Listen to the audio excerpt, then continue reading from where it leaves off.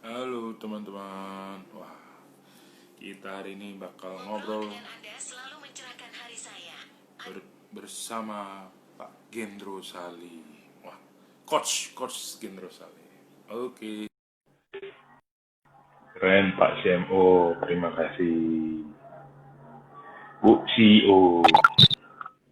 Halo Pak, suaranya putus-putus Pak. Nggak kedengeran suaranya.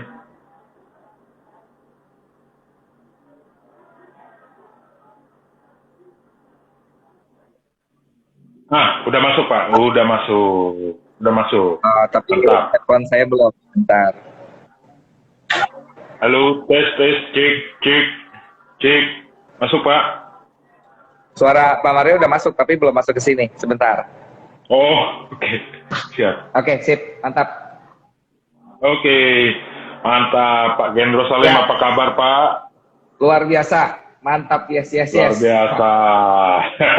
Gitu ya Pak. Mantap, yes, yes, Ya, yes. Nah, siang ini kita bakal ngobrolin tentang keuangan bisnis nih Pak. Kan Bapak kan hmm. dikenal, Pak Gendro Salim kan dikenal coach udah puluhan tahun ya Pak ya? Bener ya Ya, Pak ya? ya. Nah, 15 ini tahun. kan salah 15, 10 Ya, tambah 5 berarti puluhan tahun juga, belasan tahun. Nah, ya. coach, ini ngomongin tentang keuangan bisnis. Nah, seberapa penting sih kita harus nanti kita bakal ngobrol seberapa penting pencatatan, pembukuan, manajemen keuangan untuk sebuah bisnis. Karena Coach Geno sendiri kan 15 tahun handle-nya UMKM, terus juga B2B nih Coach. Nah, kita bakal ngobrol banyak di situ Coach. Nah, Ya, menurut ya. Coach sendiri, sebelum kita masuk ke pokok pembahasan, nah sebenarnya Coach Hmm, hmm. dari dulu emang fokus di keuangan juga atau sebelumnya nggak suka nih even ngomongin keuangan? Silakan Coach. Sebentar, sebentar. Ini signalnya masih putus.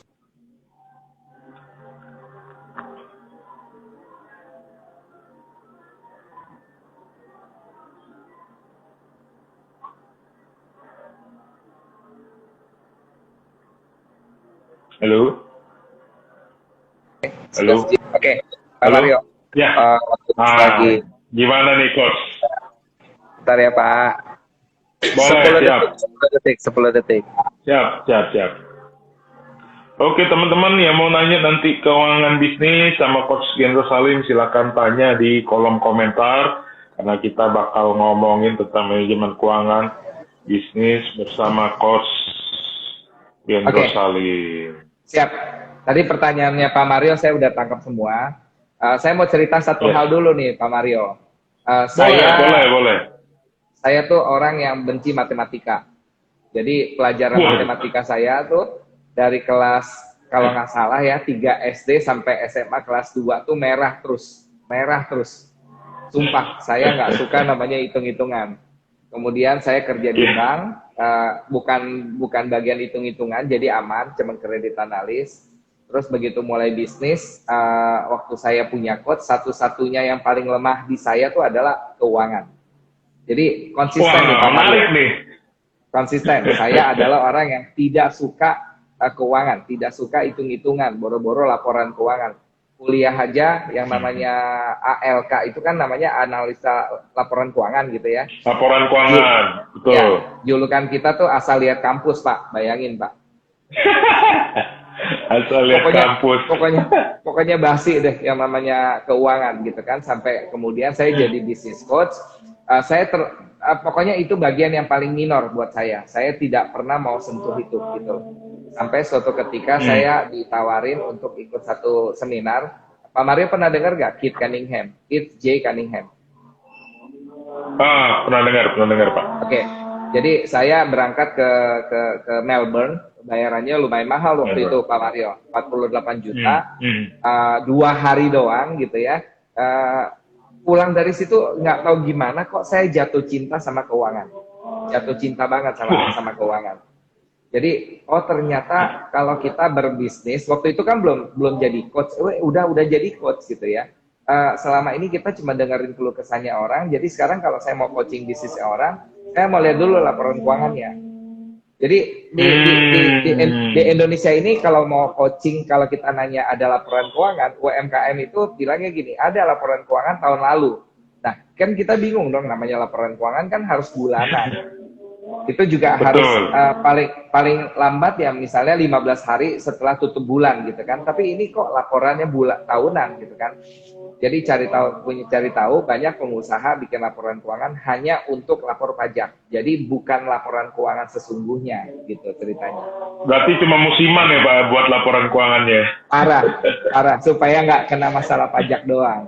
Jadi kalau mereka nggak punya laporan keuangan, saya tuh nggak bisa mulai coaching bahasanya. Ini mau coaching dari bagian mana? Karena jujur kalau kita punya laporan keuangan, kita bisa identifikasi masalah mereka tuh kelihatan dari laporan keuangan. Masalahnya di uang, cash, atau masalahnya di piutang, masalahnya di penjualan, perputaran uang yang nggak benar, itu semua kelihatan. Utangnya terlalu banyak, setoran modal terlalu sedikit, itu semua jadi seru gitu kan.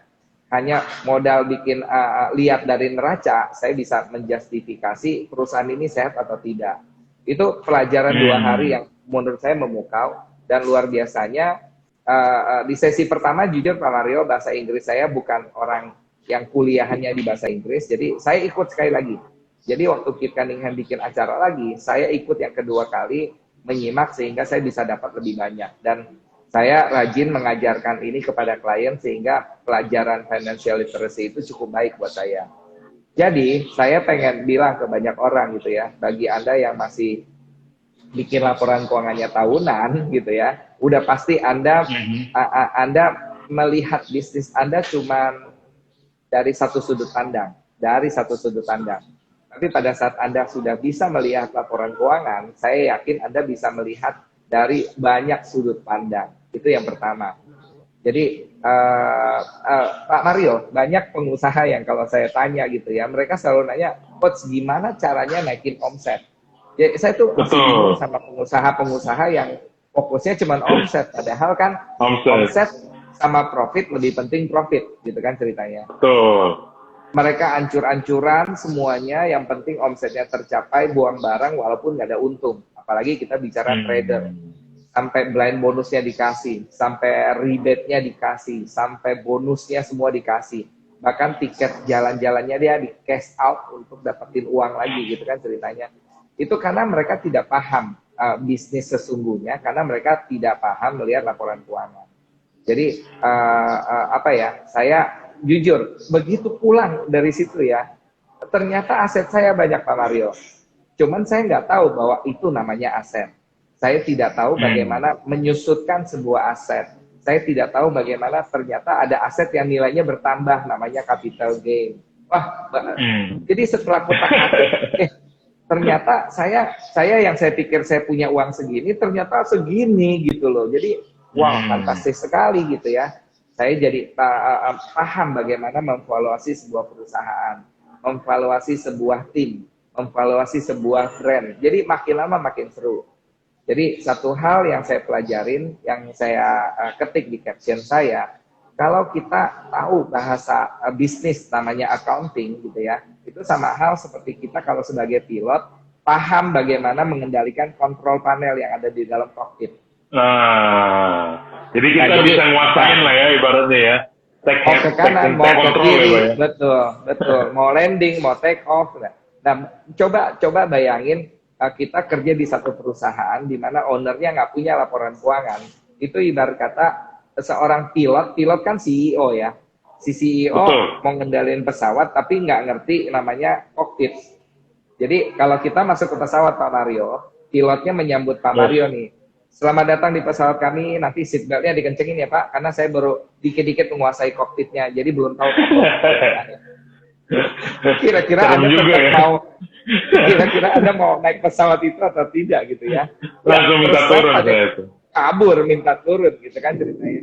Jadi gimana caranya kita sebenarnya adalah 3 hal doang kok dalam laporan keuangan, yang namanya neraca, rugi laba, dan arus kas. Ini sangat penting. Jadi saya percaya nanti Pak Mario pasti bisa sharing ya Finansialku bagaimana membantu mereka mengelola keuangannya mereka. Tapi saya percaya pengetahuan dasar ini harus ada dulu di kepala gitu loh. Pak Mario suka olahraga apa Pak? Saya sepak bola Pak, futsal, basket, berenang. Siap. Bapak paham nggak yang namanya American football Pak? Lumayan Pak, lumayan. Kalau Bapak paham berarti saya nggak bisa tanya ke Bapak. Saya mesti tanya sesuatu yang Pak Mario tidak paham. Misalnya golf. Pak Mario main golf nggak? Main tapi kurang paham lah. Nah, coba Pak, boleh Pak. Siap. Lebih golf Pak. Sekarang kalau Pak Mario main golf, mana yang lebih bagus? +2 atau -3? -3 ya kalau nggak salah ya. Oke, berarti Pak Mario paham. Betul kan? Makin minusnya makin tinggi, berarti dia makin pandai, makin pro gitu kan. Efisien. Betul. Terus kita ngerti yang namanya misalnya birdie, kita tahu yang namanya pukulan, betul, macam-macamnya itu gitu ya. Nah, bayangin Pak Mario, kita disuruh main golf, tapi kita tidak tahu bahasa-bahasa dalam permainan golf. Itu main pukul aja tuh, bodo amat, pukul aja, jedar. Kita nggak tahu kalau ini pukulannya cuma boleh 6 kali gitu kan ceritanya. Ada yang pukulannya boleh 7 kali. Tapi karena kita tidak tahu, pukul aja terus. Akhirnya plusnya 27 gitu kan ceritanya. Yang penting masuk. Yang penting masuk gitu kan ceritanya. Kan nggak seperti itu. Jadi bisnis juga sama.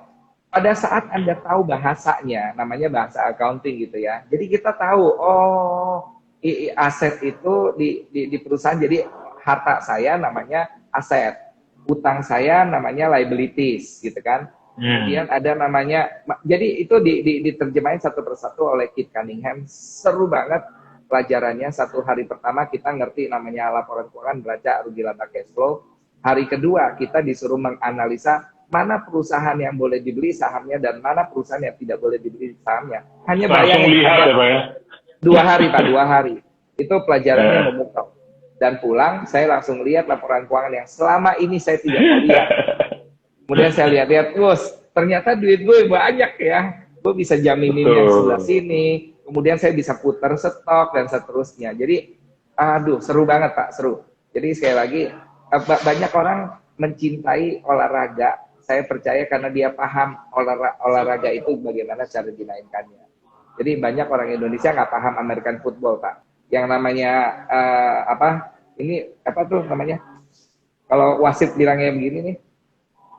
Kick off. Bukan kick off ya. Gol. Gol. Pokoknya kalau tendang lewat 2 tiang itu gitu kan ceritanya. Ya, itu kalau yang di kick Pak.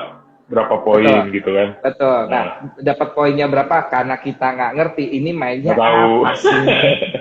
Perebutan bola, bola gitu kan. Itu. Jadi di bisnis sama. Jadi Kit Cunningham bilang, pada saat kita tidak ngerti bahasa bisnisnya, Anda tidak akan lebih mencintai bisnis Anda. Jadi pada saat kita makin tahu bisnisnya kita bahasanya, Anda akan semakin seru ngeliatin bisnisnya Anda. Kira-kira gitu Pak Mario. Pak Gendro, sebelum masuk saya kenalin finansialku nih dan jasa yang kita tawarkan. Pak Gendro kan udah 15 tahun, Pak Gendro. Aku juga pernah di banking, Pak Gendro. Kita rahasia umum lah ya, UMKM, usaha, mau ngajuin kredit ke bank, ditanya laporan keuangan, kadang-kadang jujur dia ngomong, Pak saya nggak pernah buat Pak, bisa tolong buatin Pak. Nah itu kan kadang-kadang, bener kan? Analis pasti udah hafal tuh, yang mana dibuatin marketing, yang mana yang buat sendiri. Nah, memang mungkin nggak tahu ya ngomongin mentalitas atau habit mungkin ya, mereka taunya cuma service excellence, business excellence gitu, maksudnya jual beli barang, distribusin barang. Nah, apa memang mereka poin keuangan ini belum sadar memang kegunaan dari pembukuan, accounting, atau memang mereka nggak ada waktu gitu Pak? Maka dari itu butuh jasa-jasa profesional mungkin gitu Pak. Pandangan Bapak gimana Pak? Oke, kalau saya lihat gini Pak, ada yang salah dari yang pertama pola pembelajaran si accountingnya itu sendiri Pak. Jadi dari SMA ya kita udah belajar namanya akuntansi. Pembelajarannya itu sangat membosankan. Itu bukunya setebal sejadah-jadah gitu kan ceritanya. Wagen. Betul. begitu masuk kuliah ketemu lagi pengantar akuntansi dan bukunya setebal ini Pak, bayangin Pak. Pak, Iya. saya tuh bingungnya gini, pengantar akuntansi 1, pengantar akuntansi 2, asal analisa laporan keuangan yang segitu lamanya pelajarannya, itu kok bisa dirangkum oleh Keith Cunningham hanya dalam 2 hari dan saya langsung jatuh cinta sama yang namanya accounting. Oke. Jadi saya ngelihat ada yang salah dari mengajarkan si accountingnya itu sendiri, Pak. Pak, kalau saya ujian akuntansi, Pak, saya tinggal lihat ke sebelah saya, ujungnya berapa, Pak, saya samain, udah pasti nilai saya benar. Saya nggak perlu tahu atas tengahnya, yang penting bawahnya udah balance, Pak, udah aman. Balance-nya berapa? Nanti kita tinggal akalin naik ke atas gitu kan ceritanya. Jadi Ending balance. jadi saya ambil kesimpulan pertama, pelajaran accounting yang sangat membosankan, membuat kita sangat tidak menyukai accounting. Itu nomor 1. Kedua, begitu kita berbisnis, kita kelipet sama namanya jualan. Kan yang penting gimana nih, Om, bisnis kita bisa jalan kalau ada yang beli. Kita pikirnya cuma itu doang. Kita beli, terus kita jual. Beli, jual. Suddenly ada yang namanya minta diskon. Ntar beli, ternyata kejadian yang namanya nggak kebayar. Beli, kejadiannya ada yang namanya retur. Beli, kejadiannya adanya harganya turun. Nah, kita nggak tahu tuh yang namanya amortisasi, yang namanya depresiasi, ada yang namanya cash rebate. Itu nanti postingnya taruh di mana? Udah away, nggak ngerti Pak, nggak ngerti semuanya. Dan itu yang membuat berkali-kali bisnis saya ditipu Pak sama partner sendiri. Jadi waktu dia ngambil uang berapapun juga dikutik kutak-ketik dikit-dikit, kita juga nggak pernah tahu. Jadi sepulang dari Keith Cunningham, saya jauh lebih rapi Pak.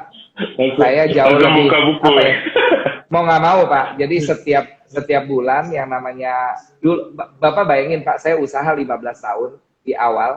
Itu 15 tahun 12 tahun di awal, saya tanda tangan cek, nggak mau tahu detailnya apa Pak. Tanda tangan aja, yang penting saya percaya sama orang keuangan saya. Dan sekarang enggak Pak. Jadi kalau saya mau tanda tangan, saya nanya dulu ini kebutuhannya buat apa. Dan dalam satu bulan, kalau keperluan cash flow-nya misalnya 350 juta, jadi waktu saya tanda tangan cek, betul nggak ada 350 juta. Kalau kurang berarti cash flow-nya masalah. Kalau lebih berarti kita untung, kira-kira gitu. Jadi ada rambu-rambu tertentu yang bisa membantu kita melihat ini bisnis untung atau rugi. Kita belum bicara budgeting.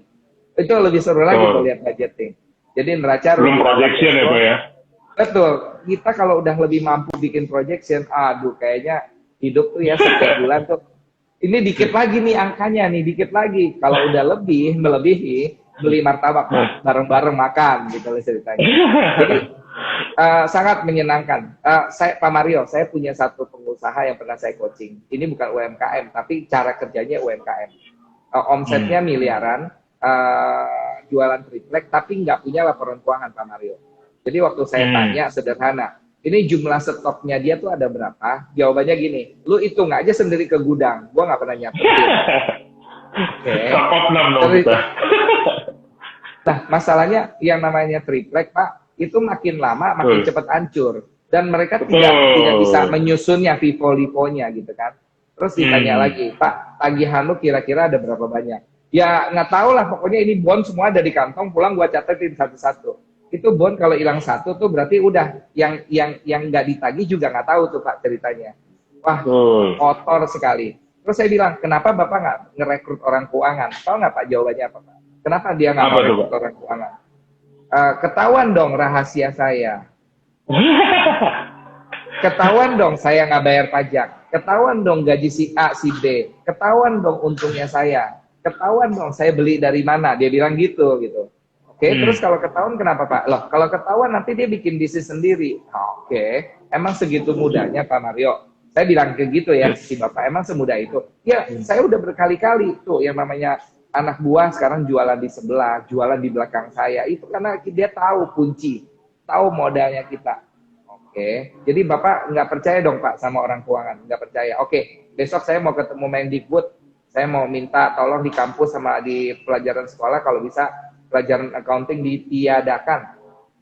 Kalau perlu profesi ini nggak ada. Ya, buat apa? Bayangin semua pengusaha tidak percaya namanya accountant gitu loh ceritanya. Jadi mereka tidak mau bikin laporan keuangan, satu karena nggak ngerti, dua mau minta orang lain kerjain karena nggak percaya. Pak, gila nggak Pak? Udah nggak ngerti terus nggak percaya. Apa yang dilakuin? Iya. Ya udah, gaya bebas, gaya bebas. Mantap. Dan Ini itu yang membuat mereka cerita-cerita bisa yang maju. cerita-cerita yang mungkin kita ketawa-ketawa tapi kenyataan realitanya banyak ya Pak ya di luar sana ya Pak ya. Nah Banyak, itu Pak. pula mungkin finansialku ada sih Pak. Kita finansialku itu memang kita tujuannya untuk meningkatkan literasi keuangan di Indonesia baik untuk pribadi, keluarga maupun bisnis. Jadi memang kita punya aplikasinya yang sementara ini sudah melayani lebih dari 250.000 pengguna kita.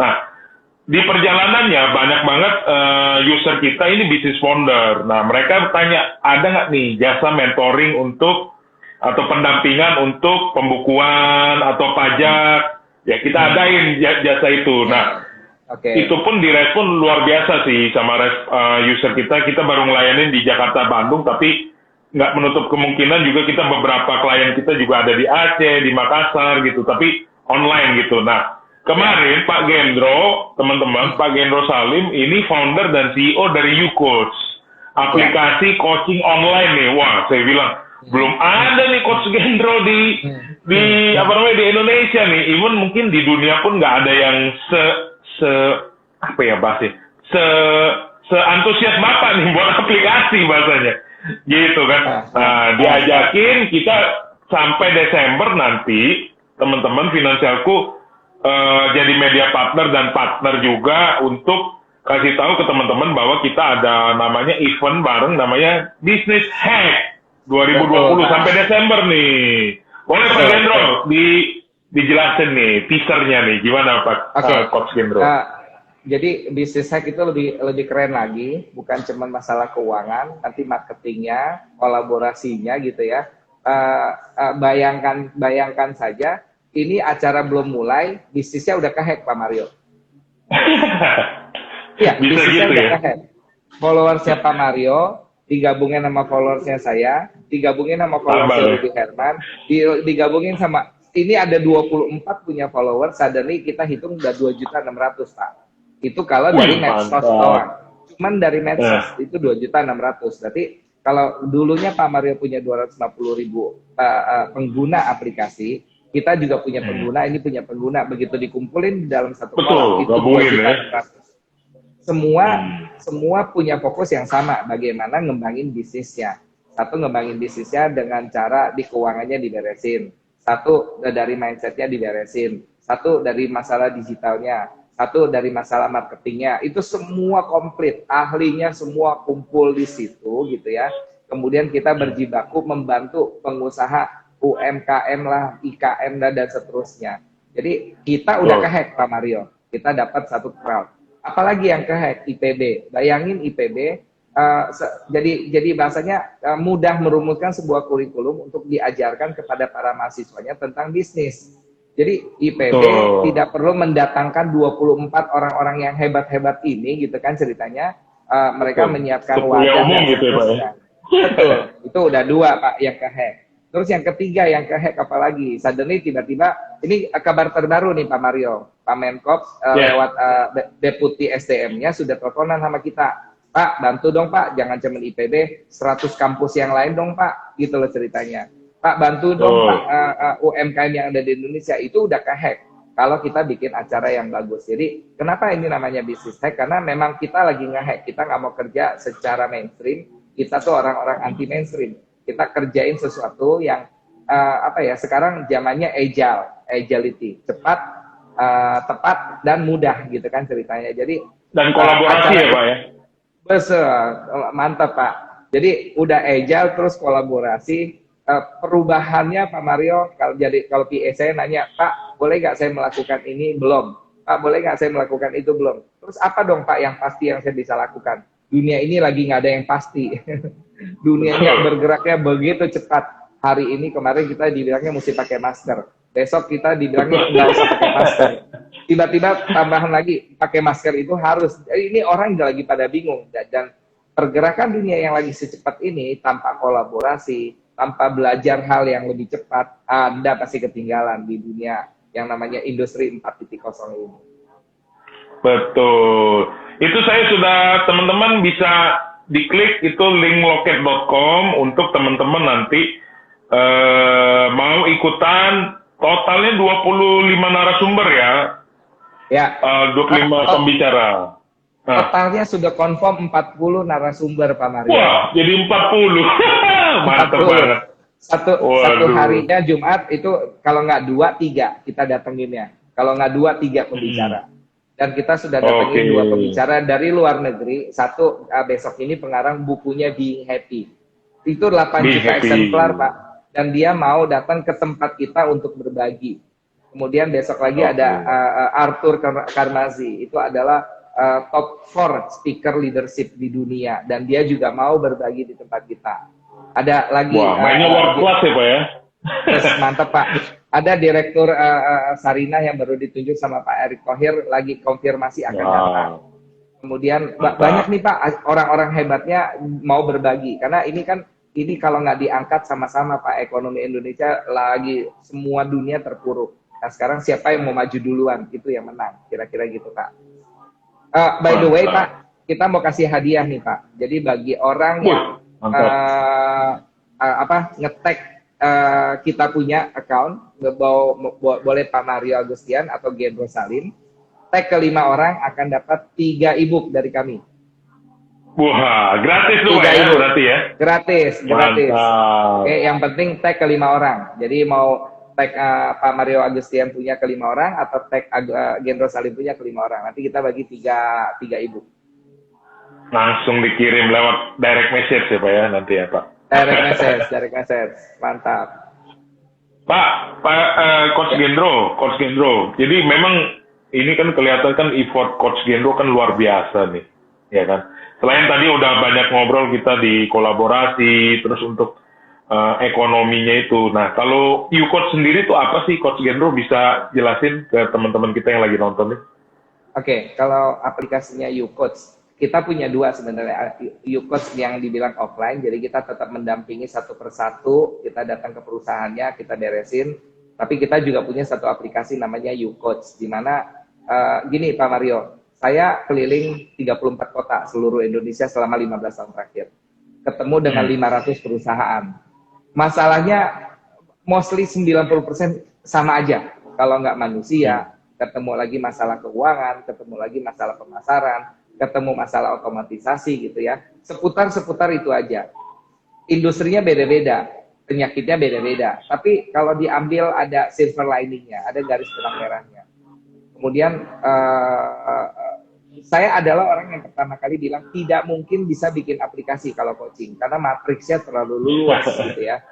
Tapi saya kagum sama salah satu murid saya, dia bikin aplikasi buat ngajarin orang digital marketing. Iya sih, kalau tutorial doang bisa. Tapi dilihatin, ini mah tutorial saya juga bisa bikin gitu ya. Cuman bagaimana ngemasnya supaya tutorial mana yang dibutuhkan oleh masyarakat dalam berbisnis itu bisa tepat gitu loh ceritanya.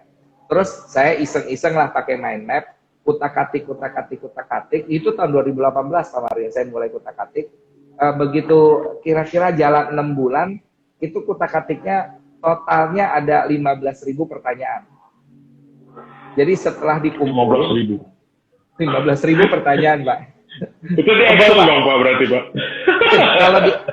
Kalau di Excelin totalnya kalau nggak salah sempat capai 35.000. Jadi mind mapnya saya pindahin ke Excel, 35.000 banyak juga ya. Terus saya mulai pisah-pisahin. Ini kayaknya pertanyaan yang buat UMKM dulu deh yang saya adjust. Karena yang buat profesional saya belum. 15.000 saya dorong, oke. Nanti ujungnya ini solusinya dalam bentuk video. Nanti ini ujungnya dalam bentuk tips. Nanti ini ujungnya dalam bentuk PowerPoint. Nanti ini ujungnya dalam bentuk Excel. Kira-kira gitu. Jadi kalau Anda nggak ngerti bikin balance scorecard, ini contohnya, download. Kira-kira gitu. Kalau Anda nggak langsung dikasih template-nya, Pak ya? Langsung dikasih template-nya, tinggal download. Terus kalau nggak ngerti cara ngelunasin utang, kita nggak bebasin Pak utangnya. Kita kasih tontonan video bagaimana saya bisa bebasin utang. Jadi Pak Mario, saya pernah recovery beberapa kali ya. Saya pernah recovery kira-kira 3-4 kali. Mantap. Urusan bukunya tuh Pak. Aduh. Jadi King. Nah. saya ngutang kartu kredit topnya pernah 800 juta Pak, kartu kredit doang. Wow. Jadi gimana saya bisa membebaskan diri saya dari terbelitnya utang kartu kredit? 24 kartu kredit Pak, 24 kartu kredit, dibayangin. Ya, karena saya nggak paham ya konsumtifnya kita segala macam, kita beli meja buat ngisi kantor dan seterusnya. Di saat itu bisnis lagi jatuh, wes berantakan Pak kartu kredit. Saya pernah mulai dari nggak ngerti pakai kartu kredit 12 juta waktu masih kerja, gaji baru 1.600.000. Kemudian pernah kelipat 200 juta, pernah kelipat 800 juta. Jadi bagi kawan-kawan yang pusing ngurusin kartu kredit gitu ya, nanti bisa masuk ke aplikasi, kemudian cari bagaimana nyelesain utang, kira-kira gitu. Yang pasti videonya nggak disuruh bunuh diri, tenang. Ada way out-nya. Ada way out-nya. Menarik. Jadi memang produknya juga aplikatif juga ya. Dan cukup berbeda dengan platform yang sudah ada di masyarakat ya Pak ya. Yang banyak tutorial, banyak ini gitu ya Pak ya. Pendekatannya memang gimana Pak bisa ditambahkan? Basis mereka lebih ke library, lebih ke perpustakaan. Perpustakaan. Ya, jadi saya mau belajar barista, klik download videonya 400.000. Saya mau belajar bagaimana menggunakan Excel, klik 250.000. Saya enggak Pak.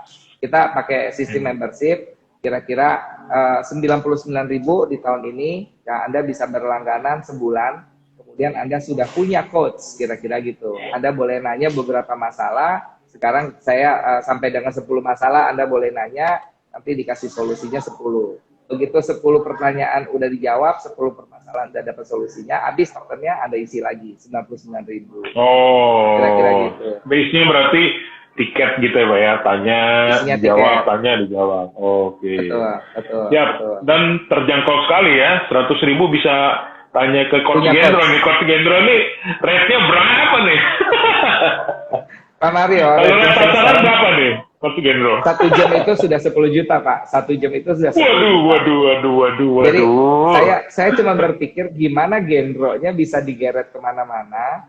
Kalau seandainya yang berani bayar saya 10 juta berapa orang sih Pak Mario gitu loh ceritanya. Itu yang paling murah. Ada yang berani bayar saya 20 juta per jam gitu ya. Jadi belum bayar tiketnya Pak ya? Belum tiket pesawat.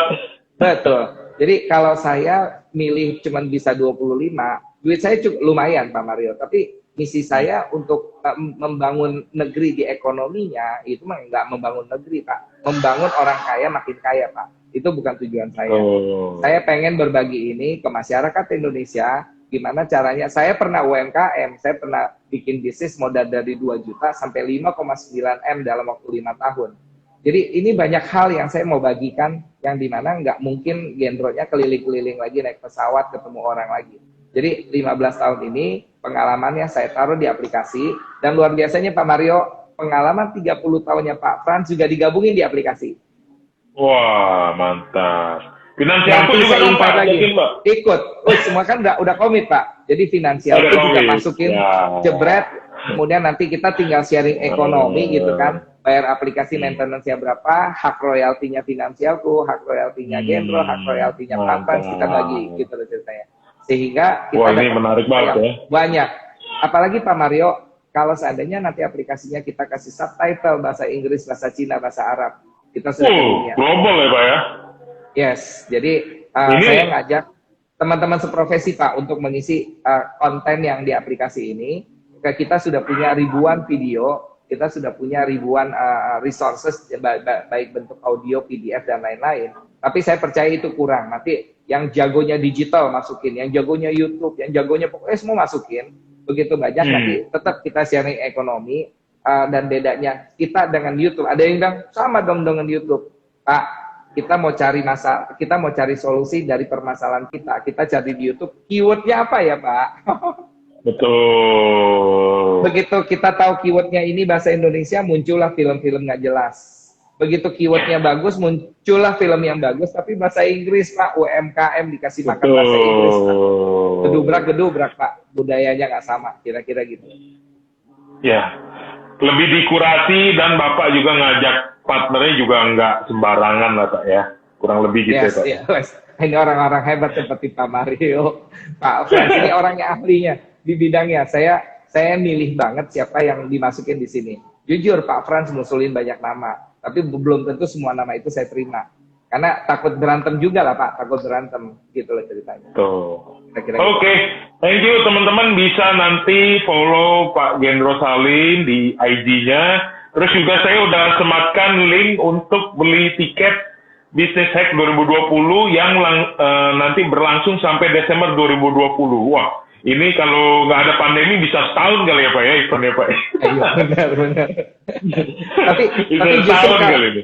Enggak juga. Karena pandemi juga. ini Pak, kita bisa bikin acara sampai 24 seri. Online. Begitu mudahnya. Betul. Kalau enggak, gimana Online, cara soalnya. ngumpulin? Kita Ngumpulin, gimana cara ya, ngumpulin betul. 500 orang, betul. Pak Mario, di sesi pertama, database-nya sudah masuk 729 orang register di Zoom dan 618 nonton di YouTube. Acara kedua kemarin, kita total 583 orang yang daftar di Zoom dan yang nonton di YouTube nggak terlalu banyak karena lupa di broadcast di YouTube, 61 orang saja gitu. Jadi menurut saya ini fantastis Pak. Kita belajar hanya dengan, bayangin 50 ribuan loh, kita bisa ketemu 24 sesi, total 40 yang sudah confirm, ini pembicaranya Yahud semua gitu kan, dan kita sudah dapat banyak ujian dari banyak pihak gitu loh ceritanya. Karena kemarin kalau kita bicara Sir Hari Darsono yang menceritakan bagaimana gilanya dia malah jadi sebuah kreativitas. Ceritain Pak Yongki data-datanya begitu luar biasa, mau lagi pada stres. Tambah lagi yang namanya Andrew Tani, ceritain tentang Seku sama Huka. Pokoknya sadis Pak, dapat pujian. Nah ini masih banyak Pak pembicara-pembicara sadis yang nanti kita mau datengin. Jadi kalau Anda belajar satu sesi 50.000, nggak bakal terjadi kalau nggak karena pandemi ini Pak. Nggak bakal terjadi Pak. Karena kita juga berat Pak datengin Andrew Matthews dari Australia datang ke Indonesia. Itu berapa duit Pak tiket pesawatnya? Dia nggak bakal mau ekonomi kelas gitu kan ceritanya. Datengin Arthur Kamasi, nggak mau Pak, mereka mau aja paling datangnya ke Bali gitu kan ceritanya, nggak semudah ini. Jadi blessing in disguise, pandemi ini justru membuat kita cepat mengakselerasi ketinggalannya kita, supaya kita juga bisa kejar ketinggalan di bisnisnya kita untuk bisa masuk ke digital, kira-kira gitu Pak. Dan didukung sama Pak Menteri juga ya. Kemarin event pertama juga yang datang Pak Teten Masduki, terus juga ada Pak Sandiaga Uno support juga, Rektor IPB juga support. Nah ini mungkin teman-teman yang ketinggalan. Nah di episode 2 ada Bambang Brojonegoro. Nah untuk teman-teman supaya nggak ketinggalan langsung klik link di bawah ini. Business Hack 2020 karena masih banyak narasumber yang terus bertambah nih ya Pak ya. Nggak dibatasin 40 aja ya, terus bertambah ya nanti sampai Desember. Oke. Thank you Pak Gendro Salim atas waktunya dan sharingnya. Semoga teman-teman bermanfaat. Jangan lupa tadi screenshot, tag nanti Pak Gendro Salim atau saya, dan tag 5 teman untuk dapetin free ebook dari Pak Gendro Salim langsung. Thank you Pak Gendro Salim. Thank you Pak Sampai Mario. jumpa di Business Hack 2020. Merdeka. Merdeka. Thank you teman-teman yang sudah nonton.